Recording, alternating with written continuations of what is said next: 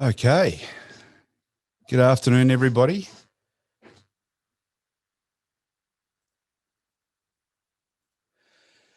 And welcome on behalf of Master Plumbers Australia and New Zealand, and on behalf of Master Plumbers myself.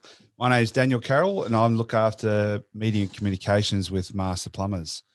As part of our Digital Champions program run by Master Plumbers Australia and New Zealand, I'll be presenting to you today and sharing some pearls of wisdom around the subject of websites. Before I get to the main presentation, just wanted to run through some of the housekeeping items from today's presentation.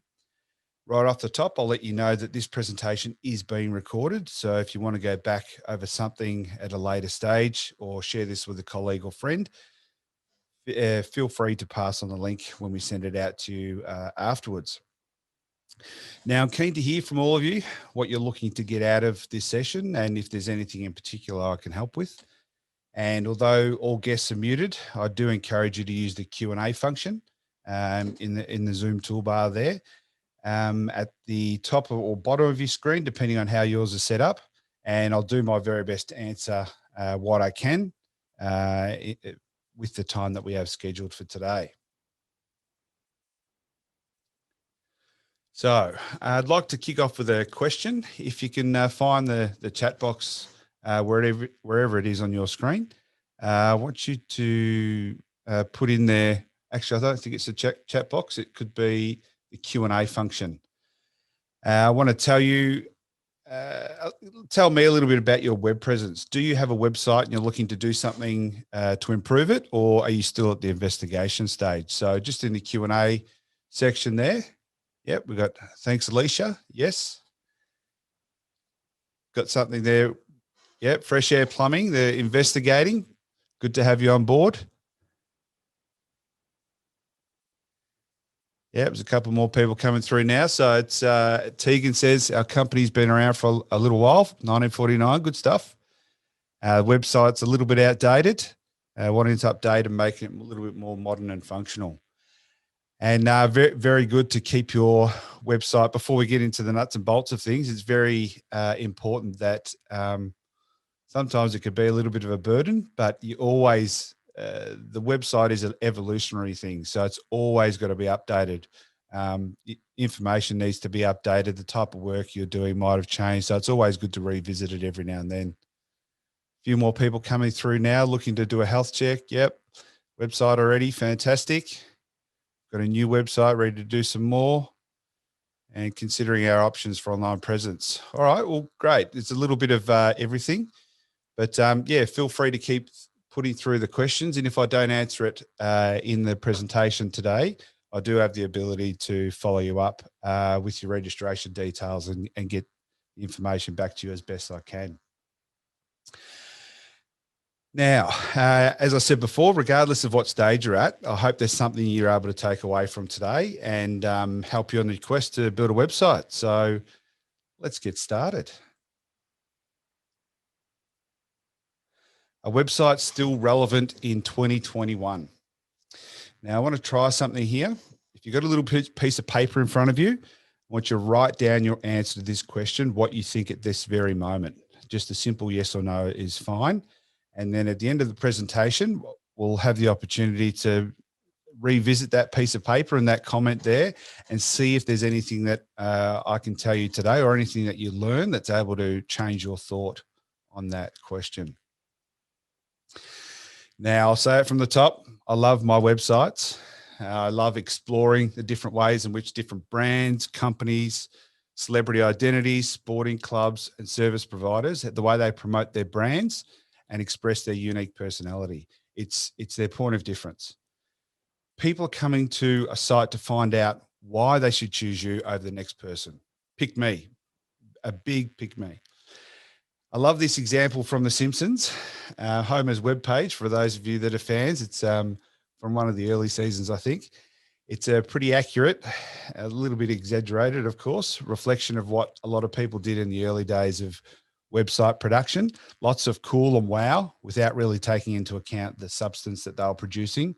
So it's pretty much cool for cool's sake, telling people, hey, look what I can do on my website, but it doesn't really have a purpose.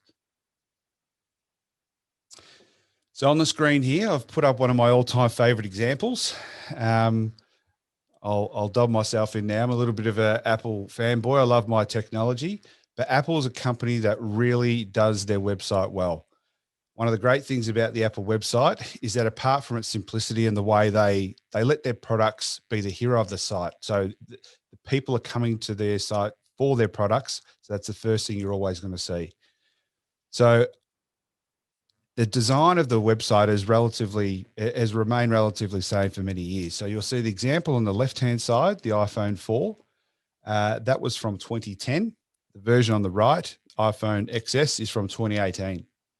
Now, there's 8 years between those two iterations of the page, yet the site looks relatively similar in both iterations. So it's a simple navigation across the top to see what you're looking for, but it's led by their champion product of the time. And that just goes to show you, if it ain't broke, why fix it? Yes and no. We'll get into those things a little bit later. But going on the website, they often lose hours, days, looking at how the medium is evolving, and to get a little bit of inspiration for my own projects that I do. So I compare it sometimes to what people tell me about when they go onto YouTube to watch a video. You start out watching one video, a music video, 1 minute, and then an hour later you're learning how to bake banana bread during lockdown. So it's a bit of an internet vortex. It's pretty easy to get sucked into, and hours can disappear very, very quickly and easily. However, I've been hearing a lot of people lately telling me that they don't need a website. I've got Facebook, I've got an Instagram page. It's all free. Heaps of people love me. Why do I need a website? Well, yeah, but mostly no. It's true. Social media has exploded over the last couple of years. Businesses, brands, groups, artists, even average people, aka the influencer, have been harnessing the seemingly cost-free power of social to connect with others and grow their online presence and their businesses. Some have even cracked the secret formula to make a heap of cash doing it. So it's very, very attractive to a lot of people. And because social media is so awesome, many people are shelving their web presence entirely, but not a really good move. Websites are really important, and they're important as relevant as they've ever been. Unless you have a website as part of your online presence, you can't expect to thrive online. I'll agree. Social media is a great way to capture attention and share your offering to the world, but what then? If you do all the hard work and hook someone with an interesting or informative post or a glam shot of you on the job that leaves them wanting more, what are the next steps for the consumer? You don't want everyone in your DMs, do you? Enter the website, your digital home or your online showroom, as you could look at it. So best of all, it works hand in glove with your social media efforts. So they're working together. So you got to make sure you got a little bit of balance there and using one to support the other. Now, picture this. You're keen to set up your showroom. It's got to be the best showroom that anyone's ever seen. It will showcase everything that you do, convince heaps of people that they need to work with you. Now, take a couple steps back. Just imagine that in that scenario, you're on Google Street View. You zoom out a little bit and picture a great big funnel hovering above your showroom. Now, that funnel represents all of your social media channels, your presence on Facebook, Instagram, Twitter, Pinterest, everything, all in one plastic container, capturing all your leads. So the photos of you in front of your latest project, the informative posts to remind people to be proactive about the upkeep of their homes for a tradesperson, Friday funnies to give people a bit of a laugh heading into the weekend, all designed to advertise you, your business, and what your business has to offer. So when people are engaged enough to learn more, social media is going to funnel them down and spit them out conveniently on the front steps of your showroom. And then it's up to you to convert. So let's hope your showroom and what's inside your showroom is pretty good. Now let's have a bit of a look at how a few examples of how this works. Now, my wife is a big Instagram user. So whenever she gets the chance to pry the phone away from the kids, turn off the YouTube Kids or whatever they're going at the time, and have a little bit of time to herself. She'll sit on the couch and start flicking through to see what's new, what her friends are up to, all that sort of stuff. One of the ways of how people keep in touch these days. She's always coming across things that interest her. We've got a young family, two little girls, a 5-year-old and a 1.5-year-old. So she tends to follow a lot of other mums, and they share in their experiences of being a mum, doing what kids do, having a bit of a laugh, and just share their experience of how different kids can be and what it's like being a family in 2021. But I'd have to say, without doubt, her two favorite things would be shopping and food. Always keen to seek out a bargain, see what the new trends are and new fashion and all that sort of stuff. See the things that up until right then she didn't know she needed. And the latest cool coffee spots to go out, take the kids for a coffee on the weekend or catch up with friends during the week. And when we get the opportunity to have a date night, a nice meal doesn't go astray either. So for each of these scenarios, social is only going to take her so far. So, for example, she finds a top that she likes. She's going to have to go to the brand's website to get more information about the item, to see how she can get her hands on one, or even a store that she can go and physically try one on, because that can be a little bit of a pain in the bum ordering something online. It's not quite the size you're after, or it looked a little bit different online. Sometimes it just doesn't work. And in the case of a new coffee shop or a restaurant, she'll get lured in by some gorgeous food porn. There's lots of it at the moment, always flicking through some magnificently prepared meals. And she'll have to visit the website if she wants to read more about the menu, any specials they've got, the specials during the week. And even a big one for us is making a booking, because a lot of our time has to be booked ahead. You don't want to go dragging the kids out somewhere and then realize they're booked out, especially in Melbourne at the moment, or just past, where we've had the COVID restrictions and everyone's been bringing their numbers down to adhere to the restrictions. So in addition to being your showroom, there are 4 big reasons why you do need a website. Number one is that you have the control. Your website means your messaging, your pictures, your style. You're the one in charge. You're not limited by any rules around content type, length, functionality, any of that sort of stuff. Anyone that's used Instagram, for example, and tries to put up a hyperlink to a project they're running, a product they're trying to sell, it just doesn't work. You've got one in your bio and that's it. There are some other ways you can try get around it with Linktree and whatever else for those people that are familiar with that service, but it is pretty frustrating at times.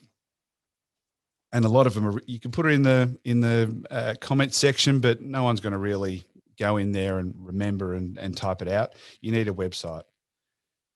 In the world of social media, you're also competing for someone's attention when they're scrolling through endless screens of news articles, photos of what people had for lunch, sponsored content, cat videos, the latest viral videos, challenges on TikTok, heaps of stuff out there. And it's really, really hard to stand out. So just a quick question. If just go focus back on the Q&A box there. What sort of things, when you're scrolling through social media, what sort of things are stopping you? Because that is scrolling through your screen, there is so much in a minute. You could scroll through easy a couple of hundred posts. What sort of things catch your attention enough for you to stop and say, oh, that's pretty interesting. I want to learn more about them.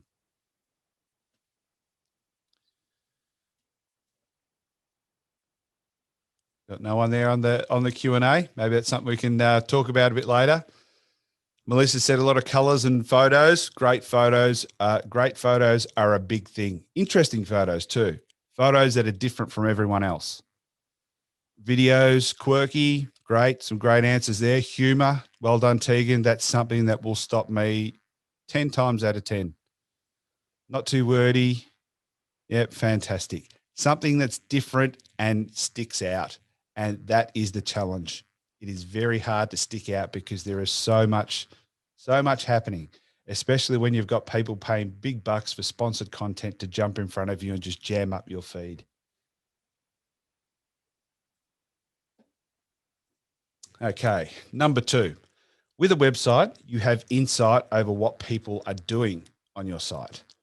So once you've ushered people in through the front door, you can see what they're interested in. You can see what brought them to your site and what you're able to do to help them learn more.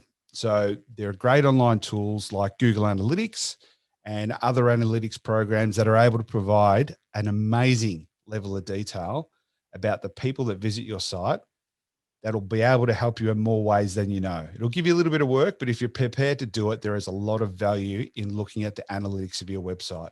You can learn where they've come from, how they found your site, what information and pages they visited, what links they clicked on, how long they were there, and even things as detailed as what they did when they left your site. Where did they go to? There's way too much to mention here. Maybe it's something that we could touch on in another presentation, but it is a course in its own, understanding Google Analytics. But even just having a little understanding of how it works and what it can do for your website will make a huge difference. And people say that knowledge is power.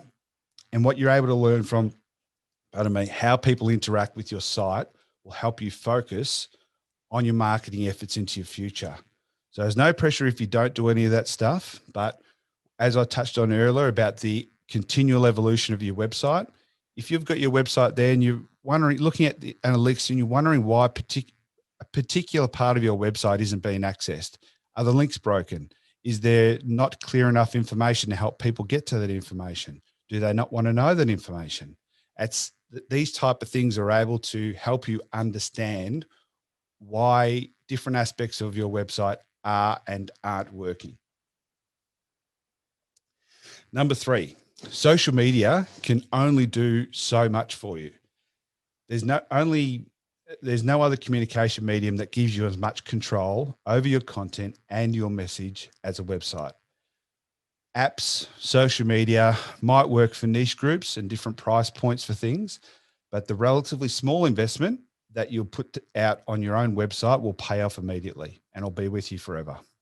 Your website's available 24/7, 365, give or take a little bit. There is the need to do some scheduled maintenance and whatever else, server uptime, which is sort of another topic on its own. Visitors are able to engage with your content at any time of the day, week, month, or year. It never shuts down, or it never should shut down, and it's always going to be available. Your website is going to act as your direct marketing communication channel. So it's doing work for you even when you're out of hours, even asleep. Number 4, your website enables you to get found online. And this, to me, I think is one of the most important things. When you want to find something, a new podcast, you want to learn something, what do? We ask. We ask our friends, we ask co-workers, family, but most of all, we ask Google. And if you don't have a website, Google doesn't even know you exist. So just some stats for you. As of 2021, January 2021, Google in Australia has 94.45% search engine market share. And I can send these details out to you so you can check them for yourself. On average, Google processes over 63,000 search queries every second. For the people that are good at maths, that's 3.8 million searches every minute, 228 million searches an hour, and 5.5 billion searches a day. So when you extrapolate that out for over the period of a whole year, that's 2 trillion searches. Google is powerful and everyone uses Google. But unless you have a website, you are not even considered for those calculations and searches from Google. So get yourself a website and even give yourself a fighting chance. The people that don't have a website have zero chance. Even if yours is a really, really small chance, it's better than not having one at all. But if you can put it together well and learn how it gets better, you'll drive your chances up considerably. So the question I guess you all want to know, is it going to cost a heap? And is this something I can do myself? Well, today is your lucky day. I'm going to show you what you need to do to get going and let your marketing budget determine how far into this you're going to dive. Like many things in life, there are things that you can spend a little bit or you can spend a lot of money. So it's up to you. But I will tell you this, it is possible to establish yourself online without breaking the bank. So without further ado, let's build your showroom. Now, believe it or not, the process is very similar to if you were to build a bricks and mortar showroom in the real world. And I think it's a fantastic analogy to get people, especially people in construction, to understand how this process really takes place. But before you go building anything, you're going to need a couple of things. So first thing you need when you're starting a build, you need somewhere to build. You need your land. So where are you going to build? Luckily, in the digital world, you don't have to worry so much about location and all that sort of stuff, being close to the freeway or the airport or whatever. You just need a small patch of internet space, which in reality is some space on a hard drive on a computer somewhere, supercomputer somewhere, to host all your website files. And then that's published out into the World Wide Web for everyone to see. But for the purpose of not overwhelming you all, I'll keep each of the topics I'm about to talk about to a reasonably high level description, but feel free to reach out and even do some research online yourself if you want to dig any deeper into any particular topic. Now, hosting, as I just alluded to before, the tiny bit of internet space where you need to put your internet files that it is going to form your website. So hosting's relatively cheap nowadays and available from a heap of different places. There's a very, very popular American company you might have heard of in this space called GoDaddy, but there are a huge number of providers out there. So shop around and see which provider best suits what you need. Now, to host a website, you're probably looking at anywhere between $5 and $25 a month, depending on all the types of bells and whistles that you choose to include in your plan. So there are a lot of details that go into the back of that, but you can very easily get away with $5, $6, $7 a month plans, which are very manageable. So you've got your little plot of internet land floating off in space there somewhere. Next thing you have to do is give it an address so that people are able to find it. That's where your domain name comes in, your www. whatever. So you've got your internet land, you've got your domain name that points to that space so people can find it. Over the years, there's been a heap of domain names appear on the market, and it'll continue to develop because, like phone numbers and everything else, allocation is exhausted, so they have to come up with new ones. So there's .biz, .melbourne, .net, .uk, all that sort of stuff. There's even .plumber, .design, more specific ones that are more relative to the type of work that you do. But the main one to consider will be your .com and your .com.au. So you can purchase these from the same place that you get your hosting from. And one of these will set you back around $30 and they're registered for 2 years. Very important that when you're registering a domain name, if you want to keep it, you keep on top of that registration, because once the registration lapses, the period begins that other people are able to purchase or register that domain. It gets a little bit messy. So make sure you keep on top of that. Now, deciding on your domain name might seem like a bit of a no-brainer, but I suggest you put a little bit of thought into it because it's going to be with you for a while. And while you need to get something that best describes your business identity, it's not guaranteed that the exact name that you want will be available. So you might need to consider a compromise even.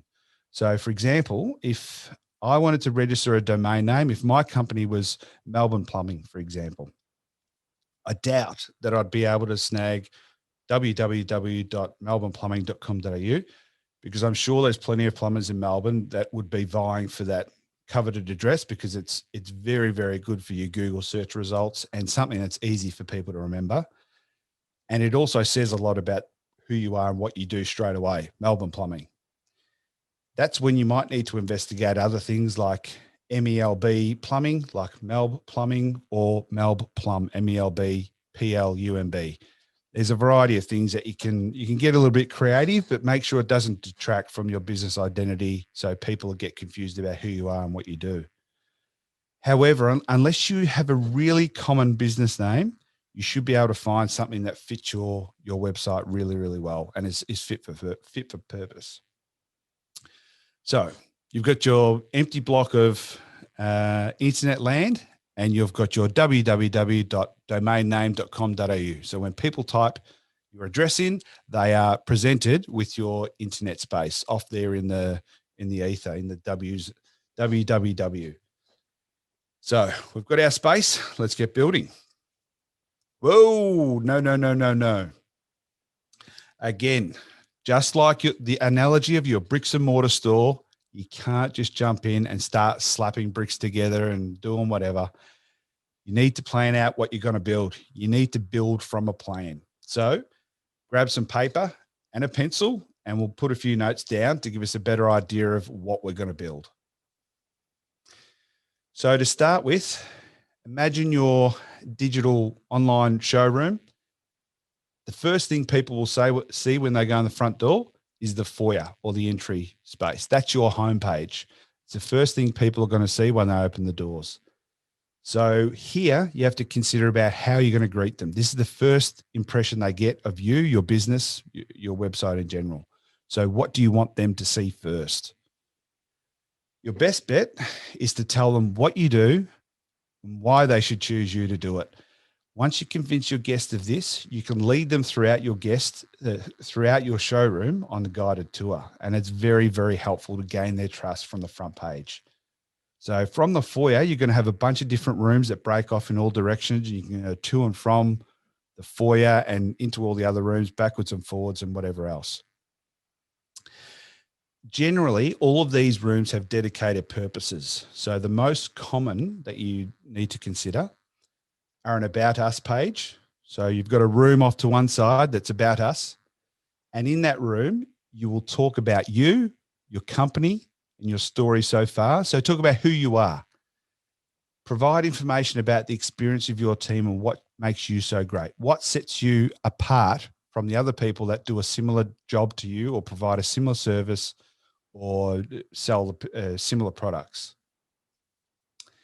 Next, you'll need a room that tells about the services that you offer. So this will display all the type of work and services that you perform in an easy to follow format. So keep in mind that sometimes a guest might not be an expert in what you do. That's why they're in your showroom.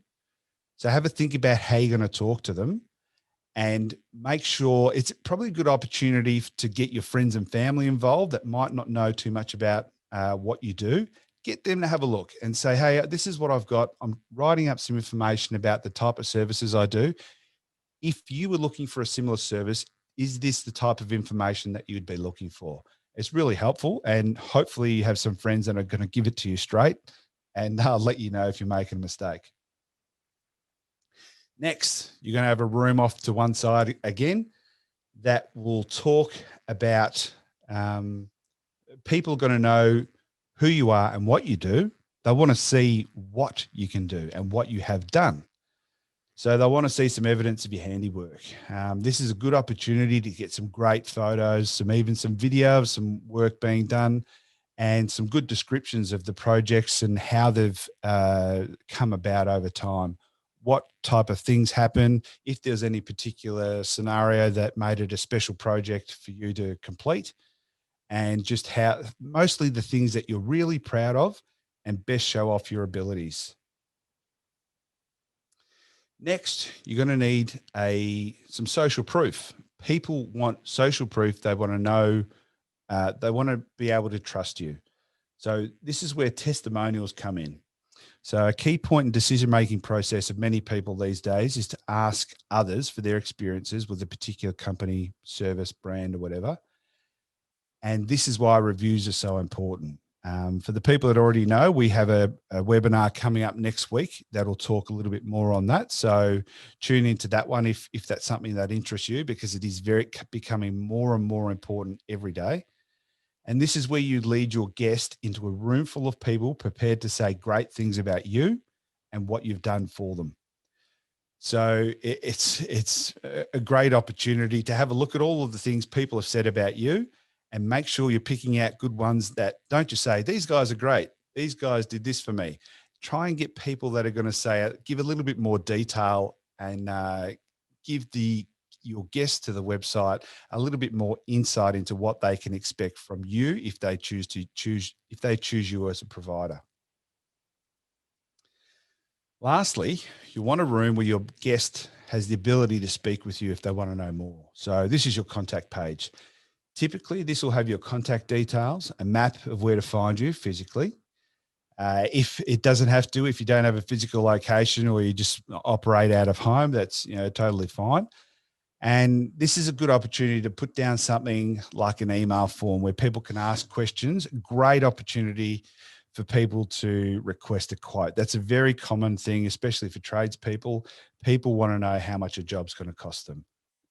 Granted, there's probably a lot of people that just spend all night trying to get 100 quotes, but they'll quickly find out that that's not the way to go. So all up, we're looking at 6 rooms. You've got your homepage or your foyer, and then you've got 5 sub rooms that will lead off your foyer. You've got your About Us page, your services page, a page that demonstrates the type of work you've done, some testimonials, people saying great things about you and what you do for them. And lastly, you have a contact page. And you'll see on the diagram on the screen there is arrows that connect all of the pages. Actually, there probably should be more pages in the corners as well. From any one page, you should be able to get to any of the other pages in your site. And that's what you use your menu, your navigation menu across the top. We'll be able to organize that really well for you. Now we've got the floor plan down, we can get started thinking about our build. Now, there's a lot of way to build websites these days. When I first started learning in uni how to do this, the only option was to code yourself using HTML. Luckily, there's a world of tech companies falling over themselves to make this easier for you, and it won't stop. There will be people that find the next new thing, it'll make it great. There's even people making it possible that you can build pretty good websites from your phone or your iPad. So you've got things like Squarespace, Wix, Weebly, Shopify, and there's plenty more that'll come out as I just touched on. But most of these companies are also trying to make it easy for you to choose them over everyone else by offering a package deal. So that's the situation where you'd also be able to secure hosting and a domain name, everything you need for your site, all in one nice to manage package, and all for one inclusive price. Now, one of the most common web building platforms is WordPress. The logo on the right there, second from the top. WordPress is responsible for around about 64% of all of the websites across the internet. And that's a pretty big deal. And it's my go-to for anything that I build myself. The Master Plumbers website is built using WordPress. Pardon me. WordPress is usually accessible using your hosting account. So you log into your hosting account details, and many of them are going to have a one-click wizard where you press a button and it'll automatically set it up for you and then run you through some questions about what you need to do to finalize that setup. So with WordPress activated on your hosting account, you'll be able to see your website come to life straight away. So www.mydomainname.com.au, and you'll be able to see your website come up on your internet browser. The only thing is, when you first start with WordPress, you'll be able to see something, albeit it's a pretty bland hello world blog post, but that's the default for infant WordPress sites until you start adding content and more pages. So at this stage, you've only built out the frame and you're nearing your lockup.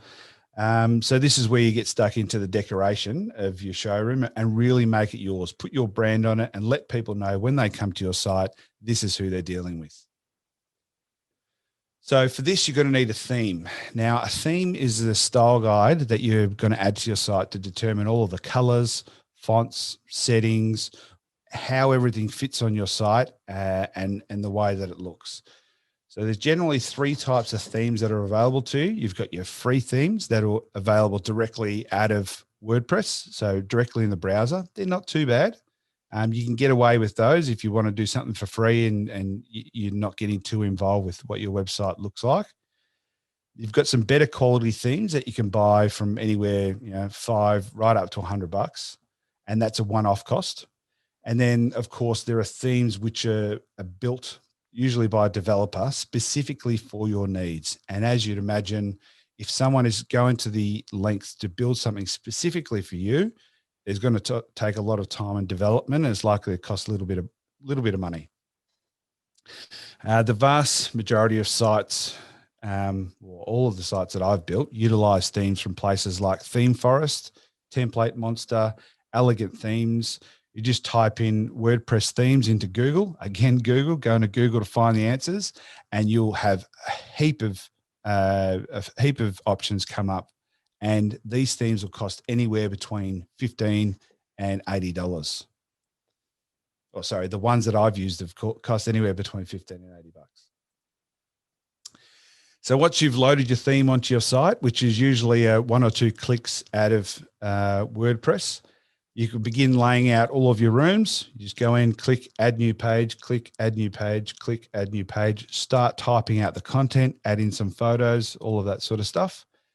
And you can go around slapping color up, doing all sorts of fonts and all that sort of stuff, and decorating it to your heart's content. Remember to keep in mind who you want to be as a brand, and try and work that into how it looks.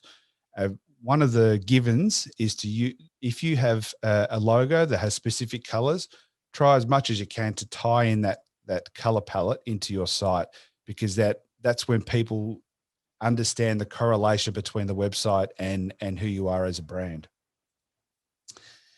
Now, when you're looking at designing your site, there are a few fundamentals that you need to consider. Just across the board, these are the most. There are a lot of things you can consider, but here's the 4 that I would consider as the most important. Number 1, without a doubt, is content. So you can have the fanciest site in the world, but if you don't have the information that will help your visitor when they come to your site, they're not going to stay long. So content is king. You need to answer their questions that they have when they're coming to you with questions. Next thing you need to consider is simplicity and the ease of navigation. Don't be over clever at the start anyway. You could sort of work in that gradually over time. But think about the people that are visiting your site, and always view the experience on your website through their eyes. So you're the one building it. You know what you're doing and what it's supposed to look like, but how will the person coming to your website see all of the content and your website? We've got a couple of examples here. So I'm just going to show you what it can look like when you overload your visitor with information. So this is a website called arngren.net.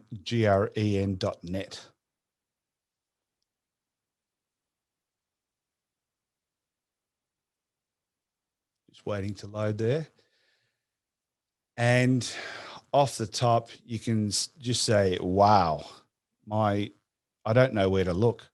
There's just so many places my eyes are bouncing to at the moment. It's a little bit of information overload. So the first thing I'm going to say is close. That's terrible.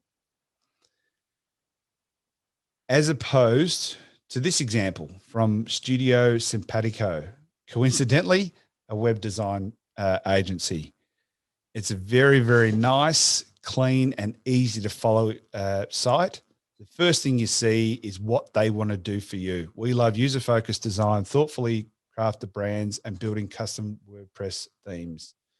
So scroll down and you straight away start to answer all the questions about who they are, what they do, the type of work they do, a little bit of a quote from somebody that they've worked with, some news, and then you've got how to contact them. You've got the email and all that sort of stuff. But across the top, you've got your navigation menu as well, which pretty much addresses each of those things that I spoke about earlier. So that's a great example of how to clearly guide somebody through your website by explaining who you are, what you do, and what guest can expect from you. So in those things, in the last one in particular, you would have noticed the aesthetics. This is the way something looks. So it's the use of color, the fonts, the pictures, anything that contributes to the way your site looks. So think about sites that you enjoy using. So any site that you come across, you go, wow, that looks pretty cool. Usually the big brands are really into the aesthetics and making it look cool and modern and whatever else. Next time you're on one of those sites, take some time and think to yourself, what makes them so attractive to you? Is it the way it's laid out? Is it the type of fonts they've used? Is it the colors? Write down some notes, because these things are going to influence how you construct your site. On the aesthetics though, one of the things that you need to be mindful of is the use of color. So sometimes the use of color, like in this example here, dreams of the great earth, greatdreams.com. You can see the colors there. They don't really match together. And especially with these links here, it's a little bit hard to read with the links there. The contrast just sort of hurts your eyes. So be mindful of how the colors will contribute to someone being able to understand and navigate throughout your site, because it can be really, really important, especially with the small percentage of the world's population who are colorblind as well, that see colors differently. As opposed to this example from Trello. I'm not sure if anyone out there has used Trello, but it's a great way to keep yourself organized on the job. They have a very clear vision of their brand, and they use a very soft color palette, and it's consistent throughout their site. So there's a lot of emphasis on the blues, and it's really a really subtle way of demonstrating some really cool stuff with the illustrations, but not really too in your face and distract you from what you're actually there for. And that's information, answers to the questions that you have. Last of all, one of the things that's becoming more and more important, and will continue to be more important, will slowly move its way up my list of importance, is the fact that you need to consider your website is mobile compatible. The vast majority of websites these days, or the vast majority of web searching these days, is on mobile devices. It's a ridiculously high percentage. I don't know the exact numbers, but it is huge and growing every day. So when you're doing work on your website, be sure that your website looks good and is still usable on a mobile phone, because that's most likely how somebody is going to be finding you for the first time. And depending on how much time you have to deliver the site, the project in general, if you've got a little bit of time, you might have to speed things up a bit, but hopefully you got a little bit more time so you can get it the way you want it. But you'll do really well, as I touched on before too, to test your site on your family and friends, even some strangers, next door neighbors or whatever, it doesn't matter. Don't be afraid to involve other people in the design process. Hopefully you've got some friends, as I mentioned before, that are going to be straight up and honest with you, because the last thing you want is to be going out there with even if it's a spelling mistake or something that someone can pick up. That's one thing that's not going to detract from the way your site looks and how you are seen by your visitors.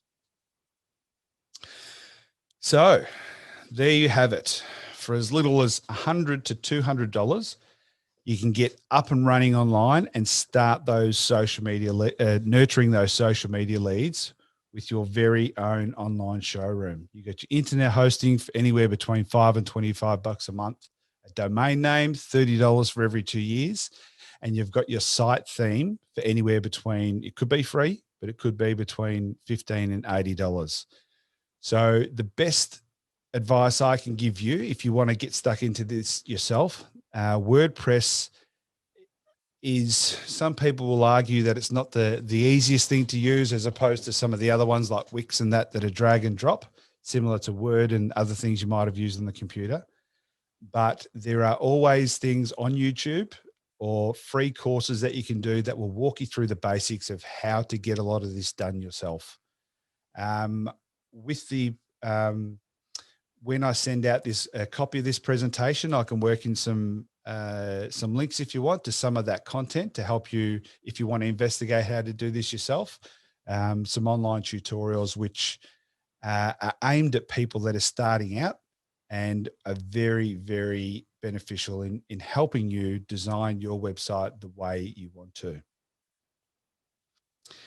So, any questions from the crowd there? I'd love to see if there's anything that you've learned out of today, or if there's any questions that you want me to touch on in a little bit more detail.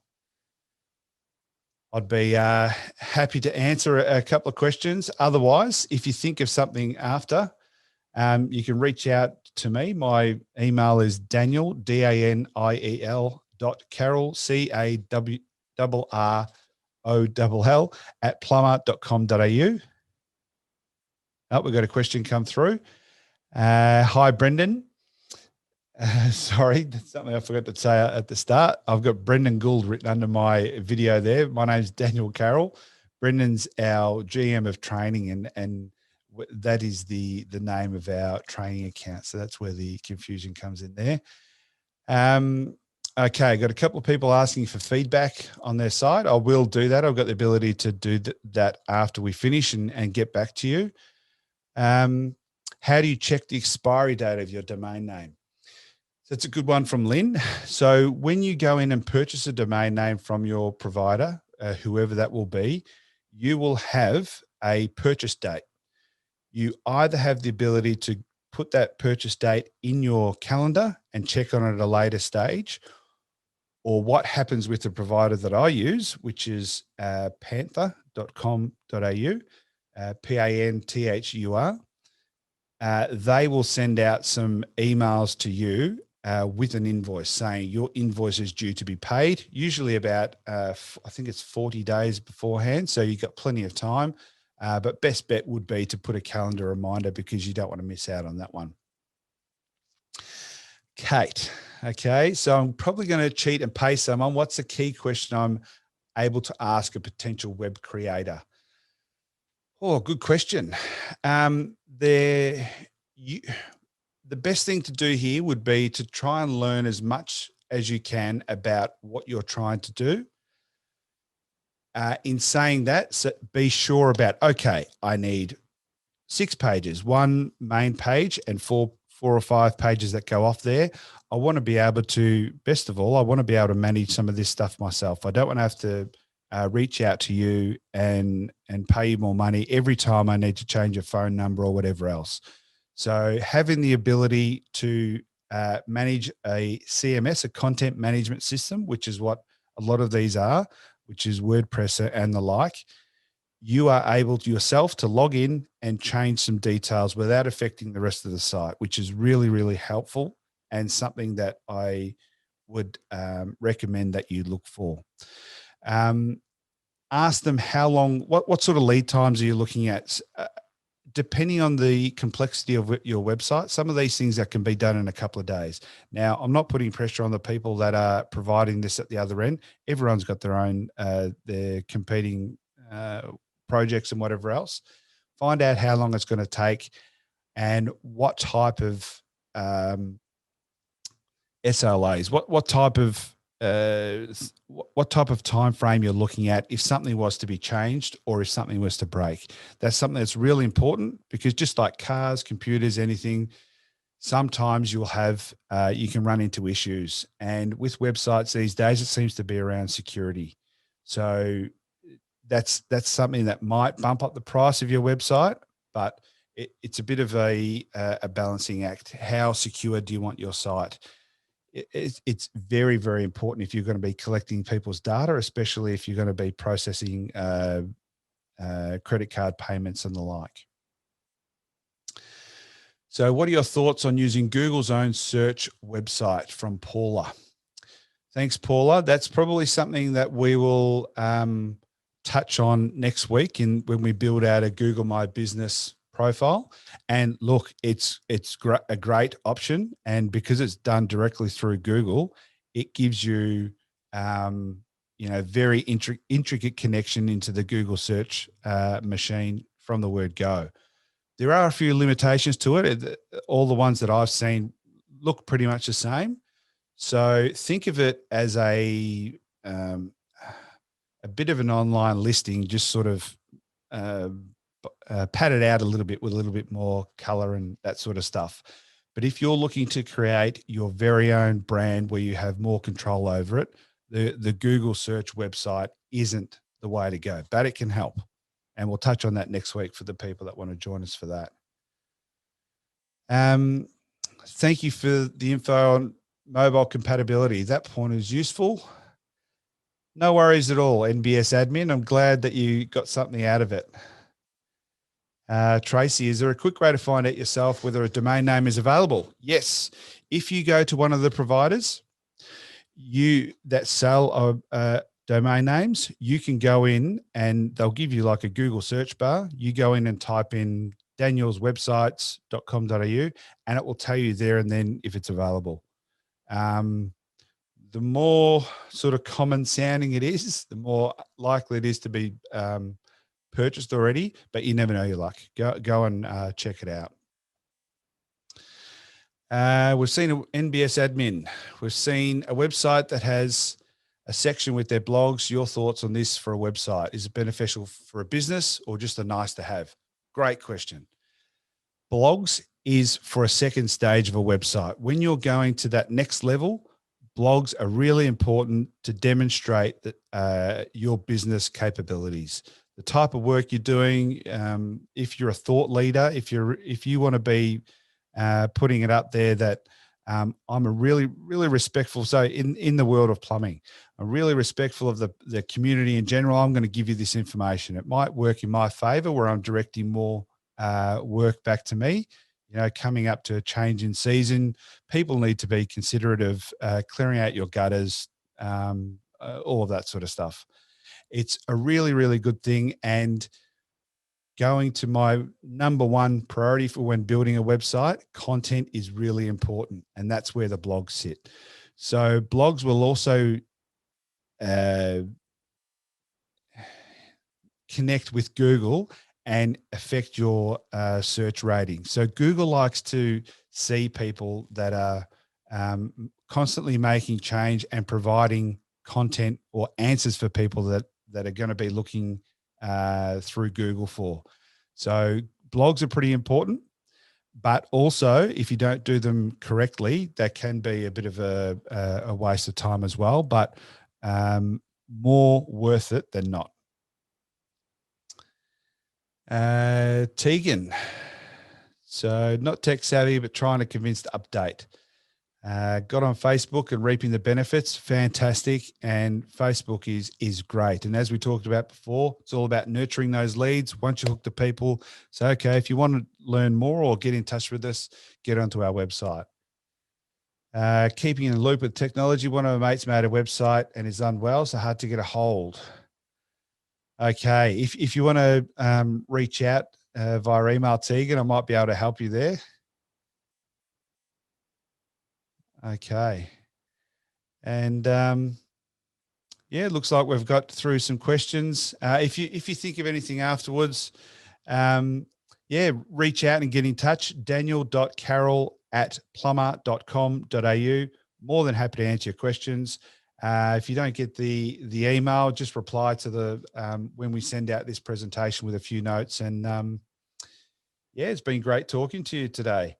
So thanks for joining me. And if you haven't already, make sure you register for next week's session where we're going to investigate online reviews, the power of online reviews, and developing your Google My Business listing, which we've touched on a few times today. So you got the link down the bottom there, bit.ly/DIY-digital-marketing-2. Be really great to see you there next week.